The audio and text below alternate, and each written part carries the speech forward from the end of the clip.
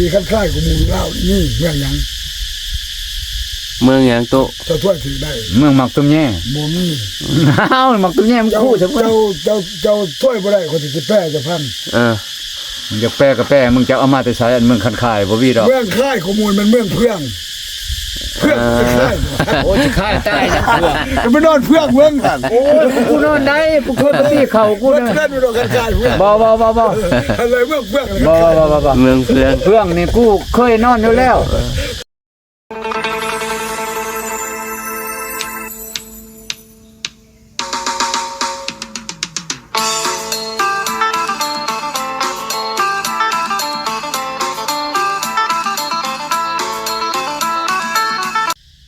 กราบสบายดี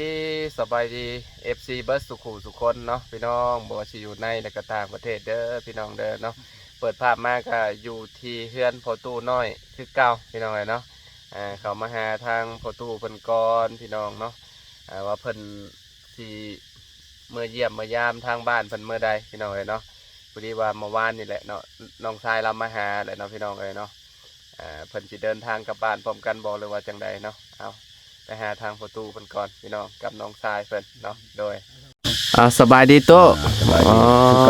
คนนั้นตายยากอยู่แล้วเป็นยังกับโตคนตายยากอยู่แล้วประตูนะยากแต่บ่ตายตายยากดีแล้วเนาะอากาศคือร้อนแท้มื้อนี้เนาะแบบร้อนแทงยิบไปหน่อยเนาะทำไฟแช่งมันยิบคือเฮาทำไฟสบายดีทางประตูคำดีนำเด้อเนาะนั่งคนละมุมละแจ้เลยเนาะเมื่อคืนนี่นอน2คนบ่เหือนนอนนี่ถามทางเมียก็นอนนี่เอาเมียเจ้าก็นอนอยู่นี่คือกันพี่ช่องไอ้น้องก็นอนทางพี่อ๋อคืนนี่ก็กินจนว่าดึกอยู่นี่ตู้ตีมาเปิดบ่แม่นธรรมดานี่เปิดตู้เปิดยังกินเบียร์กินอันนั้นเราฉลองกันแต่จัก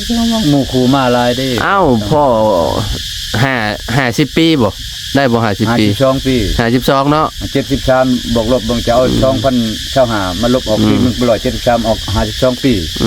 ลบแล้วเจ้าบ่ได้พ้อกัน50ปลายปีเนาะตั้งแต่ยังยงชงพูดพุ่นแหละก็เลยจัดซะเมื่อวานนี่เนาะเขาจนพอแล้วเขาแจกพอแล้วเมียมันนี่แจกเมียบักตายฉากอันนี้แจกแล้วกูบ่ทันตายแจกก่อนล่ะกูบ่อยากเข้าอยากน้ำก็คือเจ้าก็รู้สึกได้บ่อันว่ามีคนแจกข้าวหานี่คือแบบมันสิอิ่มตลอดบ่มันเป็นแบบนั้นนะข่อยสงสัยอยู่ข่อยว่าตอนนั้นมาบ่อยากเข้านั่นประมาณอาทิตย์ตอนนั้นมาก็กินข้าวก็น้อยอีกกินก็อิ่มก็ยังนั่นได้จะรู้สึกเฮาก็คิดโอ้มีเอาไปดนเลยต้องมีอันใดอันนึงแล้วทางบ้านต้องมีคนแจกข้าวหาเนาะปกติเขาเป็นห่วงเป็นใยแม่นบ้านเฮามันก็หลายคนไปแบบนี้เขาแจกเขาเห็นพ่อโวมารุ่น72 73ไปเฮาก็ตามหาญาติให้กับเจ้าช่อง YouTube เฮาตอนช่วงหนึ่งนะประมาณ3-4 เดือนที่แล้วพี่น้องเนาะตามหาญาติให้กับเจ้าที่ว่ากับเจ้าพัดภาคจากกัน40 ปี50 ปีบางคนไปไทยหายจ้อยพอเฮามาประกาศตามหาเจ้าโตเพิ่นได้เบิ่งผู้ที่ว่าหายโตไปคือเจ้านี่แหละเพิ่นมาเบิ่งแล้วเพิ่นก็ติดต่อมาหาเฮาว่าเฮายังมีชีวิตอยู่เด้อนู่นนี่นั่นหลายได้ตู้คือกันกับเจ้านี่ได้บางคนน่ะมีลูกมีเต้าอยู่ฝั่งไทยเต็มอยู่บางทีไปแหละแบบคนบ่เป็นหนังสือเด้อ่านหนังสือบ่ออกไปแล้วก็บ่ได้กลับบ้านมาก็อยู่ยาวเลยได้ลูกได้ผัวอยู่พุ่นบางคนน่ะบางคนก็ไปตั้งแต่รุ่นไม่ยังเอาไก่แลกไปว่าซั่นบางคนก็ได้ไปฝั่งไทยน่ะคือการโลกกับเจ้าน่ะแต่ว่าเจ้าอยู่ฝั่งลาวแต่บ่ได้เอายังแลกไปดอกนี่เอาชีวิตไปด้วยความสมัครใจถือว่าเอาชีวิตแลกแต่สมัยสงครามก็ยังใครยังรอดเนาะรอดชีวิตมันยังบ่ฮอดอันน่ะจุดนั้นที่เราเนาะแบบมันบ่ทันฮอดยังบ่ฮอดบั้นปลายมันตายยาก คือคนลำของเสือมันลำนั่นนี่เด้อคนบุญนี่นอนดิ้นก็บ่อยากมันว่านอนขี้ดิ้นก็บ่อยากเสือคันว่าคนบาปนี่แขวนผ้าข่อยก็สิกินมันสิกินถึงแน่เว้าตีความหมายไปแบบนั้นคนลำของเสือเด้อนี่แหละเสือมันลำบ่เสือกระลำบ่เสือลำนั้นมันมากินดิบกินคนจานหน่อยเด้อบ่คนบุญนี่นอนดิ้นข่อยก็บ่อยากมันว่าเสือคันว่าคนบาปนี่แขวนผ้าข่อยก็สิกินคือกันนี่เฮาคนบาปคนเวรมันจะตายไวมันบ่นั่นดอกคนบ่ชัดถือบริสุทธิ์นี่น่ะเทวดาเพิ่นก็เบิ่งคนหาบุญนี่มันเห็นกันมันบ่ตายเนี่ยง่ายเจ้าก็ยังมีบุญต่อกันอยู่กับพี่น้องจ้ะเนาะมีบุญแล้วจังเห็นนี่ได้มาพ้อกันนี่เนาะฉันสิเห็นบ่50ปลาย60ปลายปีอายุคนก็60 50 60 70แหละจี้บ่จี้แล้วเขามาหน้าตาบ่โตเจ้าจื้อบ่อ้ายเจ้าข่อยยังมาแรกๆนะมาแรกเพราะว่าหน้าเพิ่นล่มมาเด้บ่ทางเลยเก่ากินเด้รถเราล่มเด้ได้ตายคืนเป็นชั่วโมงเขาหมอละเก่าใส่ออกซิคืนมาอีก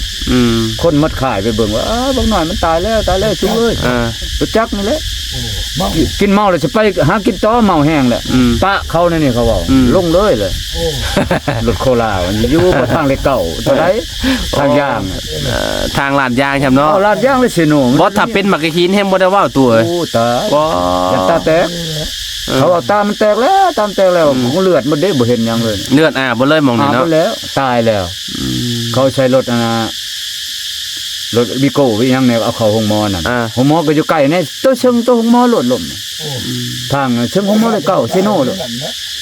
เขาไปปั๊บเขาใช้ออกซิเมื่อคืนมากูเป็นยังเลยเป็นยังบ่ฮู้ว่าตัวเองเป็นยังมึงตายแล้วเขาอ่ะคือโลน่าสตายเบานั้นบ่เรายังบ่ถึงคาดก็จอยยังสิขันมันอันนั้นยังบ่ฮอดอันขันมันย่ามตายเทวดาท่านเอาไป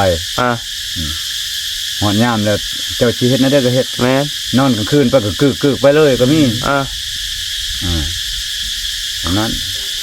คุยกันแนวใดตู่อันกับน้องชายที่ได้มาเยี่ยมมายามอยู่บ่อันบ้าน2ต้นนี้ก็99%ก็สิได้เมื่อน้ำมัน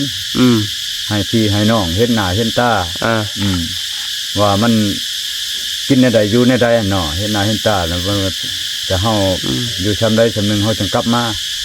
เดี๋ยวก็สิชักชวนเมียนี่มานำเมียนี่ 100% บ่สิได้มานำบ่100 50นี่มันยังตีราคาสูงอยู่บ่เมียข่อยแบบว่าเราบ่เคยออกจากบ้านเนาะบ่เคยไปไกลแบบนั้นก็คือชุบมันไปกับตลาดเชปนนี่ไปหมู่น้ำคูไปดินไปบุญดินบ่าวก็แถวไกลนี่ดินน้ำดินในก็เช่นี่เท่านั้นอันนี้ออกต่างจังหวัดเลยได้นี่เนาะต่างจังหวัดแล้วไปต่างแปลงต่างจังหวัดเพราะว่ามันอันเราอยู่ดิสารวัตรเนาะเฮาอยู่สวรรค์พี่น้องเนาะก็ได้ดินต่อแฟนกันแต่ว่ามันก็ต่อกันนั่นแหละก็ประมาณจะกิโลนะจากบ่โตฮะกันนั่นแหละเปลี่ยนแขวงใหม่เลยได้นี่ลงไปลุมแล้วขึ้นกับแข้งอันจำปาสักแล้วบ่แม่นสารวัตรนี่แล้วบ่แม่นสารวัตรแล้วขึ้นเมืองใหม่แล้วเมืองใหม่อันนึงยังเมืองสวรรค์สารวัตรอันน่ะปากเซชนะสมบูรณ์นั่นตะกี้เฮาเมืองเรางามแข้งสารวัตรบัดนี้เจ้าเขาเฮ็ดได้แล้วบัดนี้เป็นจำปาสักบัดนี้เนาะจำปาสักเมืองชนะสมบูรณ์บ่โอ้จำปาสักแสดงว่าอันน่ะปึ๊บไปตุสารวัตรแล้วก็ไปจำปาสักบัดนี้เนาะจำปาสักอัตตปื้อชุดติดเขมรพวกนั้นแล้วดินลาวฮะโอ้ก็ชวนเราไปตู่ชวนให้เราไปเจอสิ่งใหม่ๆเด้เนาะกูจะให้มันหาผู้สาวหน่อยให้กูหั่นแหละสิ่งใหม่ๆน่ะให้ไผหาให้นั่นแหละบักน้องชายน่ะเฮ้ยเมียเจ้าก็บ่งามๆเลยเอ้ยเนาะตู่ใช้เมืองพ่อมึงบ่มีเมืองพ่อบ่มีประเทศลาวบ่มีเมืองพ่อมีแต่เมืองครึ่งเมืองเชียงฮ้อนเมืองเชียงห่มเมืองเชียงขอเมืองแอดเมืองไปชังเมืองพ่อบ่มีอยู่ไสบ่มีเมืองเพียงมีหลายมีเมืองเพียงมีแต่พ่อเมืองพ่อเมืองพ่อบ่มีบ่อยู่ลาวบ่มีลีบ่มีประเทศลาวบ่มีอันนั้นจังว่าคนเฮาบ่มีเมืองพ่อบ่มีเมืองหยังโอ้หลายเมืองอยู่หลายเมืองหลายแต่ว่าเมืองพ่อบ่มี กูไปหมดแล้ว อยู่ฝั่งไทยฮะมีอยู่เมืองพล เมืองคนมี เมืองพล เมืองพลมีทางเหนือกับเมืองเชียงแอดเมืองเชียงโฮมเมืองเชียงขอมีหมด เมืองยังค่ะเมืองยังอยู่บ้านเล่าเนี่ยคันค่ายขโมย เมืองค่าย คันค่ายขโมยเลยนี่ก็เมืองค่าย บ่มีเมืองค่าย แม่บ่มีเลย คันค่ายกูมูมักตัวแย่แล้วนะหมอ เมืองที่คันค่ายขโมยเล่านี่เมืองยัง เมืองหยังตุ จะช่วยถือได้ เมืองมักตัวแย่ บ่มี อ้าวมักตัวแย่มัน เจ้า คู่จัง เจ้าช่วยบ่ได้คนที่จะแป้จะพัน มึงจะแปรก็แปรมึงจะเอามาแต่ใช้อันเมืองคันค่ายบ่มีดอก เมืองค่ายขโมยมันเมืองเพื่องเพื่องค่าย โอ้ยค่ายใต้นะพวก จะไปนอนเพื่องเมืองกัน โอ้ยกูนอนได้กูเคยไปตีเขากู กู นะ จะเล่นไปนอนคันค่ายเพื่อง บ่ อะไรเมืองเพื่อง บ่ เมืองเฟือง เรื่องนี่กูเคยนอนอยู่แล้วตีเขาเมื่อจะไปนอนมันบ่เห็นคันค่ายนอนเมืองมักตัวแย่คู่ใช้บ่แม่มันก็ชนะเมืองกูนอน โอ้คะแนนยามฮ้อนน่ะไปนอนกับคายคือว่าแล้วเนาะเมือง แห้ง เฟือง อุ่นดีซ้ำนอนเพื่องอันนี้ มันฮ้อนเด้โต มันโตโลด บ่คัน ย่ำนี่แต่กระเป๋าเข่าเนี่ยนะเอาไก่กันยังพอแห้งนะย่ำ มันคายเนาะ อะไรเมื่อ บ่พออันทางบ้านเจ้าดำนาแซงอยู่บ่เป็นนาปังอยู่บ่ มีหน้าอะไรหมด เออ มีสวนมัน ทำไร กับสวนยาง ให้เรือนร้อยเดี๋ยวนี้เขาเจ้าเล่ให้เฮ็ดสวนยางเฮ็ดสวนมัน เฮ็ดสวนยางสวนมันหลายเนาะนั่นแหละเนาะ ตะกี้คือว่ามีสวนกาแฟเฮ้ยตะกี้ เขาก็ทิ้งมันแหละ นี่ อันแหละ มันรายได้บ่ดี มันอาการหอดมันบ่อยากมาเจ้าเขา อ๋อ นั่นแหละจังว่ามันบ่เป็น มีแต่ปลูกมันกับปลูกยางเนาะ ยางพารา มันน่ะหัวจำพี่ ทำแข่งนี่ติ เด็กน้อย 4-5 ปีก่อนได้ ดินของเขาว่ามันคือดินเฮาเลย เจ้าอาณาจักรบ้านมานี่มาประมาณ50ปลายปีเนาะโตเนาะ บ่แม่นประมาณนะ52 ปี 52แล้วเนาะ 52ลบแล้ว เจ้าเมื่อบ้านนี่ต้องมีการเปลี่ยนแปลงหลายอย่างเลยขอยคิดว่าเนาะแบบ คนเจริญมัน ปลาคาดุ้ง มันเจริญไปคือมือ เจ้าเมื่อเจ้าลงแน่นอนเนาะ บ่จักกันนะ อ่า อันนั้นน่ะกูจังบ่อยากเมื่อ คันลุงไปช้อนหลายกูจะหาทานนี่ทานนั่นไปนี่อันนั้นก็เมื่อน้ำมันแค่นั้นหูมันหูแหละมันอยู่หามันมาคันเฮาเมื่อเทื่อหน้าก็สบายบ่ได้หูนะ ตอนนั้นเฮือนเจ้าเป็นแบบไรศัตรูตอนที่เราออกจากบ้าน หมูขี้ไก่เต็มที่เครื่องกับผ้าเครื่องแอมผ้าตะเกียบตะยาง แบบนี้บ่หรือว่าอ๋อ ที่ท่าเพิ่นโลด แต่ปัจจุบันนี่เป็นเฮือนดินเฮือนหยังมาแล้ว เพื่อนดินเพื่อนใหม่เพื่อนดิน เพื่อนใหม่เพื่อนแปดเพื่อนยังแล้วบัดนี้ แกที่เขามีนกอ่ะ คือสิงามกว่าเก่าอยู่เนาะ แต่ว่าทางมันเป็นทางดินแดงทางดินแดงอยู่เนาะคือแบบนี้บ่โตทางขับมาแบบนี้บ่ก็สิดีกว่านี้แล้วเนาะ เอาแดงมันเป็นแบบนี้นะนี่เหยียบคุ้นขึ้นได้หันตีย่างจนบ่อยากได้หัน ดินบ้านเฮาคือกันติดคือกันตก ติดมันก็ดินดากอันนี้ดินดากดินมือ บัดยามฝนตกนี่คือแบบรถเข้ามาแทบสิบ่ได้เลยอันทางตัวนี้ แบบมันมืนหั่นน่ะ ของมันสิบ่ทอนี้บ่ทอดินอันนี้ คันมันเป็นดินคือกันน่ะมันก็บ่งามดินอันนี้มันบ่ได้งามปลูกอันนี้นะดินของเฮามันงามได้ เพิ่มมาได้ใส่สิลงมาปลูกในตู้อันเข่านี่ ฝนตกกันแล้ว ฝนตกพุ่นแล้วเนาะจังน้ำเนาะกลางๆพุ่นแล้วเนาะกลางๆเดือน6เนาะ ฝนตกน้ำหมดแล้วอันนี้ตกแบบนี้ดันเทื่อเป็นเดือน2เดือนตกอีกน้ำบ่ได้มัน น้ำมันขึ้นมาก็ตายเบิดเนาะ มันที่ไรก็ มันโป่งใหม่เลยเด้ฮะมันเขียวงามน่ะมันถือผลน่ะ ของใหม่แล้ว โอ้ยบ่ได้ยากอุ้มนั่นเนี่ยพันตะปบเขาเรียกมันก็ ยาแล้วบ่ยาวแล้ว ได้หลายแน่นอนปีนี้เบิ่งน้ำมาข้าวลาวนี่พี่น้องเอ้ยเนาะเพราะว่าพูเนาะแม่นเบิดลงไปฮอดพุ่น ฮอดห้องพุ่นแล้ว ฮอดห้องบ่ลาวป้านน่ะ มันก็สิภาคใต้บ่ได้ แม่นแล้วเขาพาห้องพุ่นแล้วก็แม่น ปลูกขาบไปฮอดพุ่นเลยของเรา นั่นอันตัวหน้าหันบ่แม่นน่ะเครื่องกลางทางกันแล้วแล่นน่ะกันกะมอหน้าน่ะเครื่องกลางคู่เบิ่งนั่นน่ะแม่นหมดอยู่หันกับก้นห้องเนี่ยบ่มีเงินอยู่กูจังว่าจะได้เงินนำมึงไปปานหั่นเฮ็ดน้องซะปีหน้ามึงมากินปลาชมกระโตกูนี่ ได้ทำงานนำกูก่อน โอ้ให้ทำงานอยู่บัดที่กูตายก่อนกูบ่เคยทำงานเลย เนี่ยว่าไปทุบนะ เนี่ยกูกลัวมึงสิชอบให้กูได้บ่ซั่นนี่ ชอบอะไรลูกค้าชอบคนไหมอย่าหาดเอาเอาหน่อยบริข้าวคนก็ได้ เนี่ยกูเมียมูลกูนี่กูบ่อยากปลาเด้ บ่แพงเฮงบ่คนนี่นะ เมียมุ่นมึงปลาไปแล้ว เฮ็ดเทือนให้เรียบร้อยเลยติ เรียบร้อยแล้ว มีลูกคนหนึ อั ง นนี้มีผู้ที่ช่องนี่ผู้ที่หนึ่งนี่อยู่ซิโน อืม เพื่อนก่อแบบนี้คือกันเนี่ยมีห้านขายเครื่องให้ลูกอยู่คนลูก3คนป้าพุ่นน่ะมาผู้นี้ในเฮือนหลังนึงบ่ได้ยังผู้นี้บ่ได้ยังซั่นในเฮือนนี้แหละซั่นป้า เราก็ได้เฮือนหลังนี้แหละ เป็นยังได้อันนี้ ได้ลูกให้เจ้าคนหนึง ก็ขายช่องล้านได้บ่เฮือนนั่น ใช่ เขาสิชื่อนี่ โอ้ก็ได้แหละตู้คะแนนมันดีทุกอย่าง เจ้าเฮ็ดมาจากล้านใช่นี่ ห่วยจ้างเขาก็ช่องล้าน ห่าน ช่องล้านน่ะกูยังเฮ็ดเติมอีกได้เฮ็ดบ่แล้วได้ช่องล้านน่ะ ห่าน เขาเฮ็ดเป็นห้างให้ชื่อได้ กระดับ ตั้งขึ้นเขาตั้งขึ้นเขาใช้ 3-4ประมาณ4เนาะ อันนี้กูหมดไปแบบไปยังมาผ่านแป้นกูหาหมด อันนี้แม่นเบิด กูชื่อ อันนี้เจ้าเฮ็ด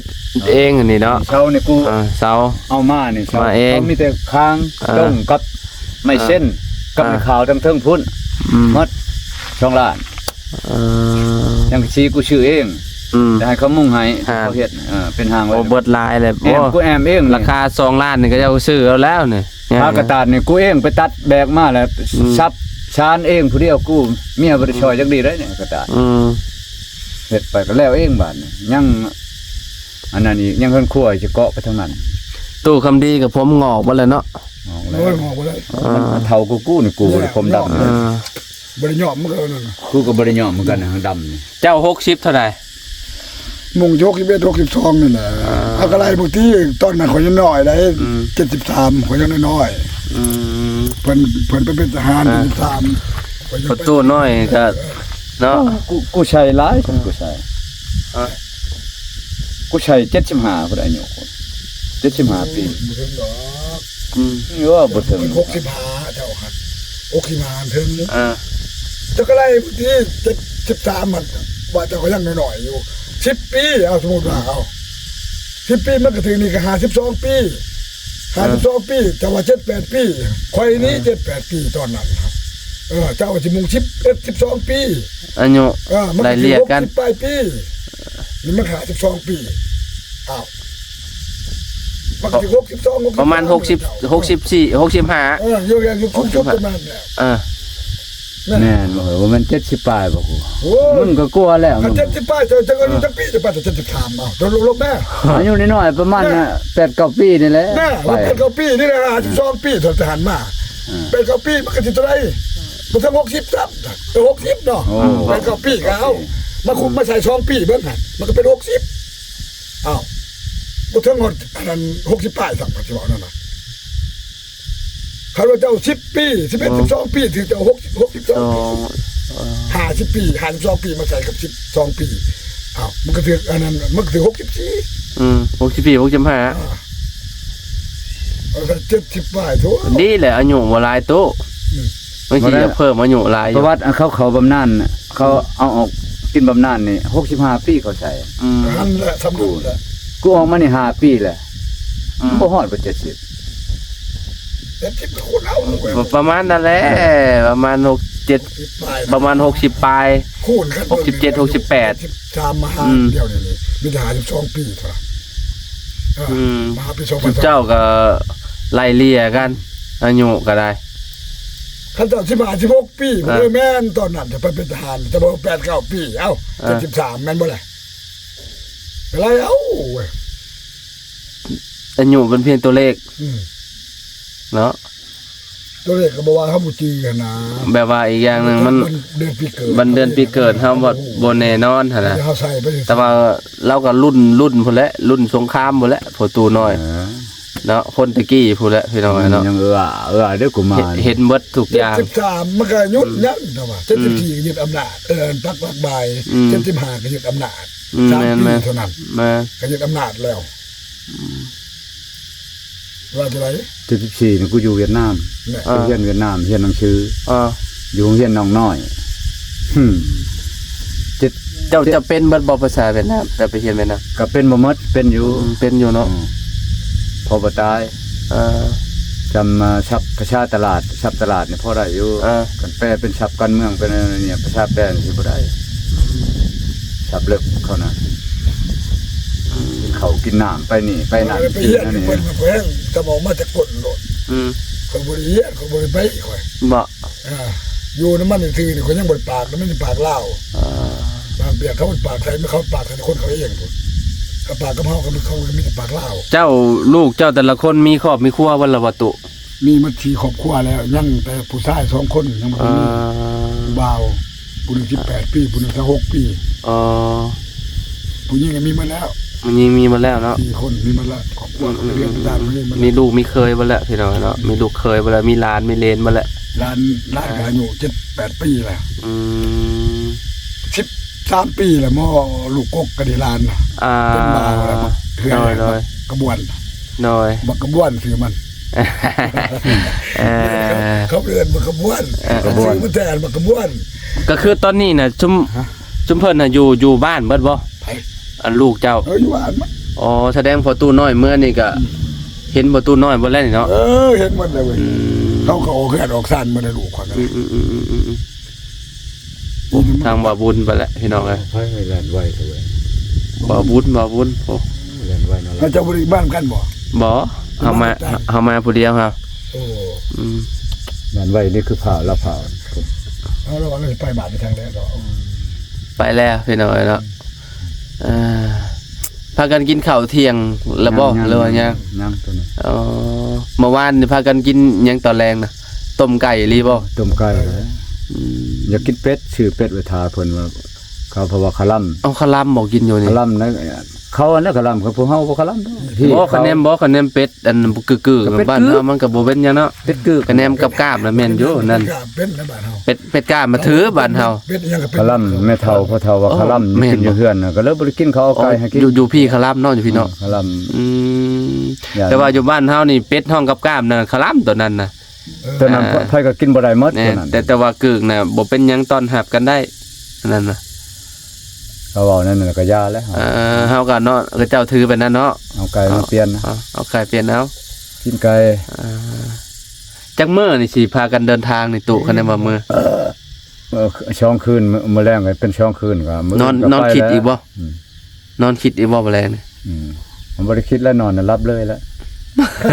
บ่ทันคิดสำดอกคืนนี่ก็ช้ำใต้เมานะ บ่ คิดว่า มุ่งก็บ่ได้กลางเลย คิดอันน่ะจักเล็กจักน้อยสิมื้อบ่หรือว่าบ่มื้อ ยุงช้ำมันสิกินแล้วยุงอ่ะมันน่ะมียุงเลยแถวนี้แหละ มีแหละมันฮ้อนเด้อืมเพิ่นสิพากันเดินทางพี่น้องเนาะเดินทางพุ่นแหละเมื่อบ้านเมื่อเยี่ยมยามบ้านเกิดพุ่นแหละพี่น้องเนาะ แล้วกะเกียม ฟังเบิ่งเนาะ ลูกเมียนะทำลูกทำเมียก็ ตามลูกตามเมียก่อนแล้วก็นะ เมื่อบ่หรือบ่เมื่อบ่เมื่อก็ให้มันเอาผัวใหม่ซะ ไว้ กูสิบ่กลับอีกได้เฮ้อ เจะสิเว้าแบบนั้นเลย บ่ยอกซื่อๆดอกป้าบ่ได้แล้วเมียมุ่น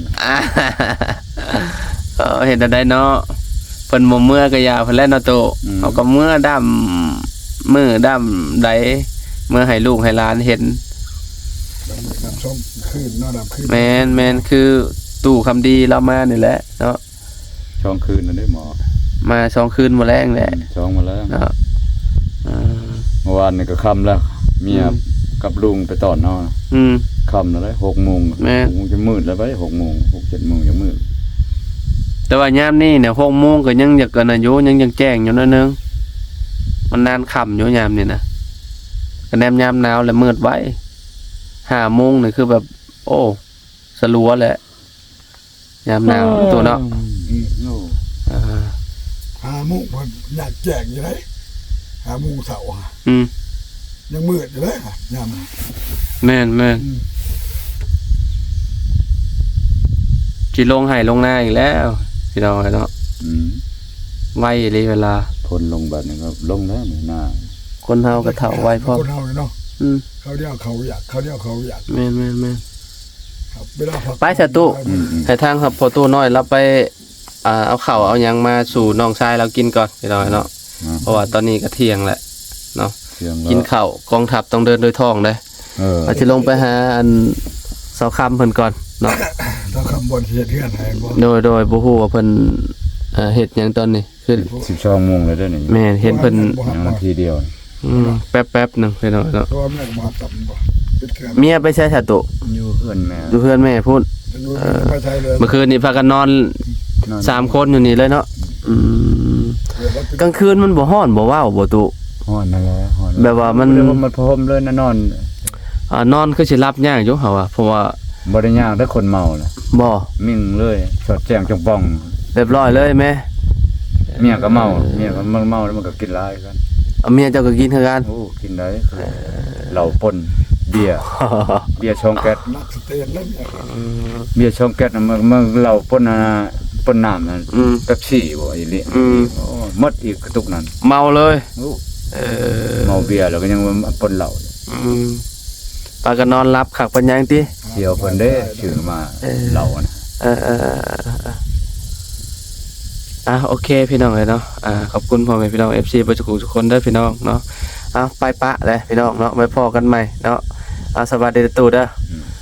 สวัสดี โดยไปตู่ สุขดี โดยคือการเนาะไปพี่น้องเอ้ยเนาะ